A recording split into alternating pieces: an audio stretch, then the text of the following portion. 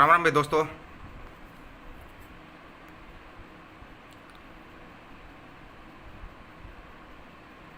कल भाई एक लाइव किया था राम सिंह राणा के लिए कि भाई उस भाई के ढाबे के बाहर में पत्थर लगा दिए गए हैं। सरकार ये बोल रही है कि हम तो पूरे रोड पे पत्थर लगा रहे हैं, कि हमने तो पूरे रोड पे पत्थर लगाने का वो कर रखा है, लेकिन कुछ ढाबों के सामने लगा के पत्थर और छोड़ दिए सरकार ने। वहाँ पर अपने भाई पहुँचे हुए हैं जो आसपास के हैं, कुरुक्षेत्र के, करनाल के, वो भी ज़्यादा से ज़्यादा संख्या में वहाँ पहुँचने की कोशिश करो भाई। राम राम साहब, ज़्यादा से ज़्यादा संख्या में वहाँ पहुँचने की कोशिश करो और उस भाई की मदद करो जो भाई शुरुआत से ही इस आंदोलन में इतनी मदद कर रहा है। तो हम सब का फ़र्ज़ बनता है कि उस भाई की मदद करनी चाहिए, ये सभी का फ़र्ज़ बनता है दोस्तों। ये नहीं कि एक भाई मदद कर रहा है, ये ना हो जाए कि जैसे 2016 में हुआ था ना, जब आंदोलन चल रहा था तो भाई सभी बढ़ चढ़ के हिस्सा ले रहे थे, लेकिन बाद में किसी ने उनको पूछा भी नहीं। ये नहीं, अगर कोई थोड़ी सी भी मदद कर रहा है उसकी मदद के लिए सभी खड़े हो जाते हैं ना, हौसला बढ़ता है उससे आदमी का। ये तो है नहीं कि भाई आप दोबारा कुछ खड़ा कर दोगे या कर दोगे, लेकिन उससे क्या है, बंदे का हौसला बढ़ता है। और दो भाई भी देखते हैं ना तो वो भी सहयोग करने में आगे आते हैं फिर कि हाँ भाई ये लोग भी मदद कर रहे हैं आपस में एक दूसरे की। इससे और ज़्यादा कुछ नहीं है, ये फ़र्क पड़ता है। एक भाई आज पोस्ट डाल ली थी, मेरे को पता है शाम तक नहीं तो कल तक घोषित कर ही दोगे कि मैं इन लोगों का कार्यकर्ता हूँ। जो भूतपूर्व मुख्यमंत्री चौधरी ओम प्रकाश चौटाला बरी हो गए हैं उन केसों से, उसके लिए पोस्ट डाल ली थी भाई। शायद वो पहला नेता है जिसके लिए कि मैं फौज में रहते रहते भी लाइव कर दिया था मैंने कि भाई उसकी उम्र को देखते हुए और वो खुद भी हैंडीकैप, उसको देखते हुए सरकार को छोड़ देना चाहिए। 1-1.5 साल पहले की बात है ये। चलो देर सवेर से ही अभी भी अगर उनको बरी कर दिया गया है तो बहुत अच्छी बात है। फिर कुछ भाई कमेंट कर रहे थे कि ये तो गुनाह कर रखा था। क्या गुनाह था?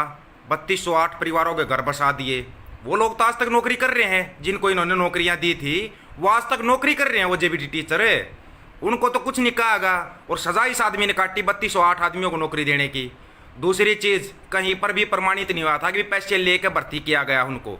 सबसे बड़ी बात है ये कहीं पर प्रमाणित नहीं कर सका था कोई भी कि पैसे लेकर भर्ती किया गया था। और उन सभी बातों को छोड़ो आप, चलो उन्होंने तो नौकरियां दी थी, 3208 नौकरियां देने के जुर्म में जेल में गए थे ना। अब उनका क्या करोगे जो नौकरियां छीन रहे हैं? नौकरियां छीनने वालों का क्या करोगे आप? जितने भी हो 50-60 भाई हो, इसको शेयर टू ग्रुप करना भाई, ताकि और भाई भी जुड़ जाए। ये है ना, आप नेताओं के चक्कर में एक दूसरे में जो आपसी भाईचारा खराब कर लेते हो ना, ये बहुत गलत बात होती है। मैंने पहले ही कहा था, कोई भाई कांग्रेस का झंडा उठाने वाला, कोई बीजेपी का, कोई नेलो का, कोई जेजेपी का, ये तो होते हैं भाई झंडा उठाने वाले। लेकिन जो सही बात है ना, सही बात कहना और तर्क के साथ बात कहना सीख लो आप, कोई कहीं पर कोई भी दिक्कत नहीं आएगी। अरे वो तो नौकरियां देने के जुर्म में जेल में गए थे ना, और जिसमें नौकरियां भी वो 3208 टीचर अभी तक नौकरियां भी कर रहे हो, प्रमोशन भी पा रहे हैं वो, और ये बंदा 10 साल की जेल काट के आया है। और उसके बाद जो नौकरियां छीन रहे हैं, ज़्यादा दूर की बात नहीं है, जो पीटीआई टीचर रोड के ऊपर बैठे हुए हैं उन्हीं को देख लो आप। क्या नौकरियां छीनने वालों पर कोई केस नहीं बनता? क्या बिल्कुल हम इतने अंधे हो गए हैं झंडा उठाने के चक्कर में कि हम आपस के भाईचारे को ही ना देखें? आपस के भाईचारे को तो देख सकते हो आप लोग। जो नौकरियां छीन रहे हैं आप उनकी भी जयकारे लगा रहे हो। बड़े शर्म की बात है यार, बड़े शर्म की बात है। अब किसान बैठे हैं रोड के ऊपर, कुछ पढ़े लिखे भाइयों को बताते हैं अभी हम। आज कुछ पढ़े लिखे भाई है ना जो किसानों के ऊपर बोलते रहते हैं, साथ जुड़े हुए हैं, रिस्पेक्ट करते हैं, तब तक रिस्पेक्ट करते हैं जब तक बंदा ठीक ठाक तर्क वितरक करता है। उन तर्क वितरक करने वालों को ही बताते हैं कि भाई जो ये बोल रहे हैं ना, जो ये तेल बंद किया गया है डिपो में, सरसों का तेल मिलता था, 40 रुपये की 2 लीटर की बोतल मिलती थी, वो तेल बंद कर दिया गया है। और सरकार की तरफ से ये बोला गया कि खाते में पैसे आएंगे। ध्यान देना, इससे पहले मिट्टी का तेल मिलता था। ये जो बीजेपी वाले नया प्रोपगंडा चला रहे हैं ना, टीवी में दिखा रहे हैं, उस प्रोपगंडे का ही जवाब देते हैं आज। मिट्टी का तेल मिलता था पहले डिपो में, वो मिट्टी का तेल बंद कर दिया गया था और सरकार की तरफ से बोला गया था कि इसके पैसे आएंगे खाते में। आज तक किसी के खाते में कोई पैसा आया है? बताना एक बार, कोई खाता चेक करके बताना भाई किसी के खाते में आया तो। ऐसे ही सरसों के तेल का पैसा आएगा। अगर आपकी समझ में आए, 70% जनता की आंखें खोल दी, 70% जनता की आंखें खोल दी है, ठीक है। और अभी भी अगर आपकी समझ में नहीं आ रहा है तो आपकी समझ में आएगा भी नहीं, ये ध्यान रख लेना दोस्तों। आंखें खोल लो अपनी, जो ये सरकार कर रही है ना। फिर कुछ भाई बोलते कि किसान सब्सिडी लेते हैं, सब्सिडी का बोल रहे ना भाई आपने कि किसान सब्सिडी लेते हैं।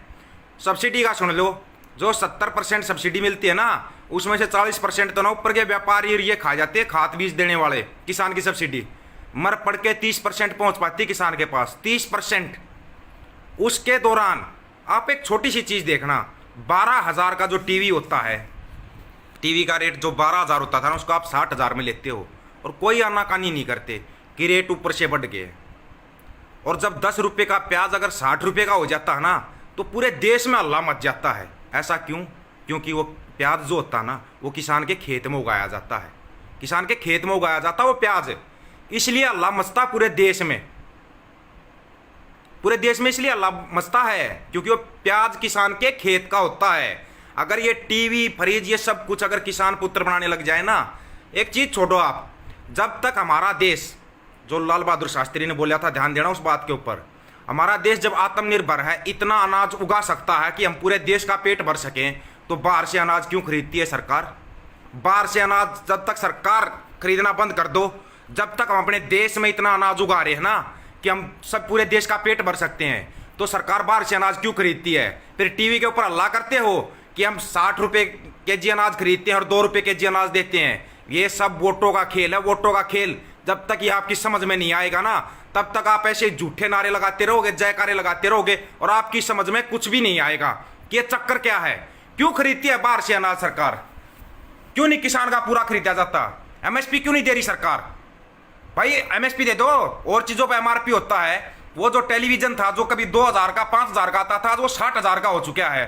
और किसान का अनाज आज भी वही है, 19 रुपये किलो।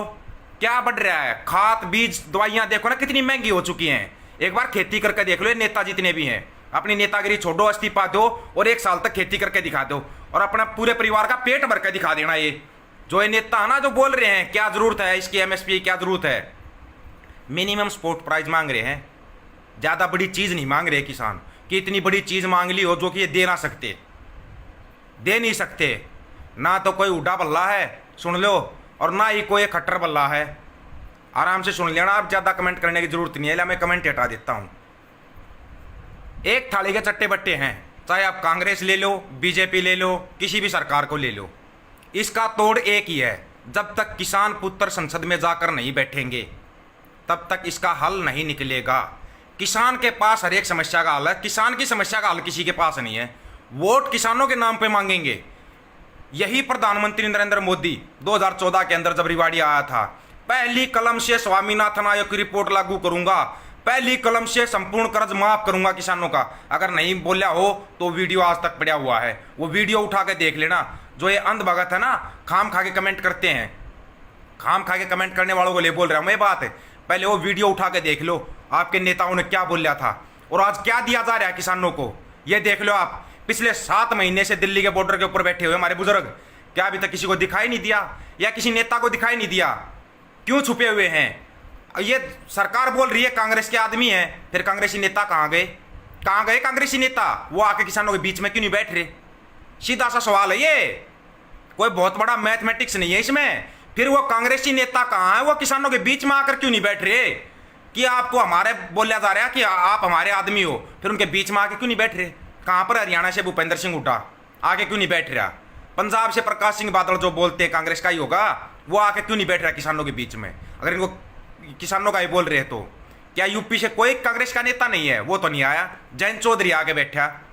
जब ये अपना रोया था ना, राकेश टिकैत जी रोए थे 27 जनवरी को, सबसे पहला फोन किसका आया था सबको पता है, अजीत चौधरी साहब का फोन आया था पहला कि आप घबराना मत, हम आपके साथ हैं। और रातों रात वहाँ पर आदमी पहुँच गए थे, पूरा गेम चेंज हो गया था।